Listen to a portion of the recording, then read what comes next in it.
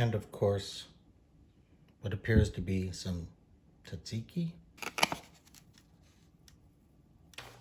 The first thing I did was to start with my leftover rice.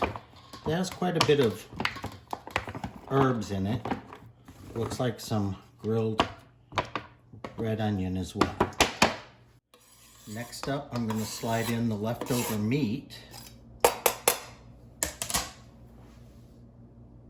Now, one of the mystery ingredients is this. Alex told me to take a bite of it the other night, and when I did, it appears to be some sort of preserved, marinated, seasoned beef. So that's what we think it is, but we're not sure. But what we're going to do is chop it up, add it to the mix. Next, it's the mystery meat with the strange red coating. The chopped up Kalamata olives. Yes, even the chopped up stuffed grape leaf. This, however, was a bridge too far. I just don't think I should put that in. Finally, what better than to hold it all together with the leftover tabbouleh.